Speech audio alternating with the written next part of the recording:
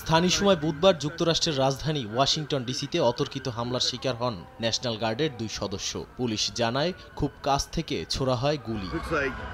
গুরুতর আহত অবস্থায় দুজনকেই হাসপাতালে নেওয়া হয়। ঘটনাস্থল থেকেই আটক করা হয় হামলাকারীকে।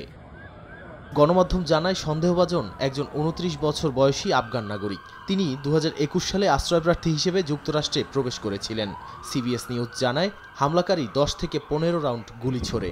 পুলিশের পাল্টা গুলিতে তিনি নিজেও 4 বার গুলিবিদ্ধ হন। হামলার নির্দিষ্ট উদ্দেশ্য এখনও নিশ্চিত করা যায়নি। এ ঘটনায় ক্ষোভ প্রকাশ করেছেন মার্কিন প্রেসিডেন্ট ডোনাল্ড ট্রাম্প। আগে থেকেই অভিবাসন নীতি নিয়ে কড়াকড়ি ছিলেন তিনি। বিভিন্ন শহরে মোতায়েন করেন ন্যাশনাল গার্ড। এ ঘটনার পর অভিবাসন নীতিতে আরও কঠোর হওয়ার ঘোষণা দিয়েছেন ট্রাম্প। তার দাবি, বর্তমান আশ্রয় ব্যবস্থার সুযোগ নিয়ে সহিংস অপরাধী ও চরমপন্থীরা দেশটিতে ঢুকে পড়ছে। যদিও ক্ষমতার অপব্যবহারের অভিযোগ তুলেছেন ডেমোক্র্যাটরা। হার্টের যত্নে বিশ্বসেরা ক্যানোলা তেল এখন বাংলাদেশে। এরই মধ্যে ঘটনার তদন্তে নেমেছে এফবিআই। সংস্থাটির পরিচালক কাশ প্যাটেল জানান, ঘটনাটিকে কেন্দ্রীয় আইনশৃঙ্খলা বাহিনীর ওপর হামলা হিসেবে দেখা হচ্ছে। এর সঙ্গে সন্ত্রাসবাদের কোনো সংশ্লিষ্টতা রয়েছে কিনা তাও খতিয়ে দেখা হচ্ছে। হামলার স্থান হোয়াইট হাউসের কাছাকাছি হওয়ায় নিরাপত্তা নিয়ে নতুন করে উদ্বেগ তৈরি হয়েছে।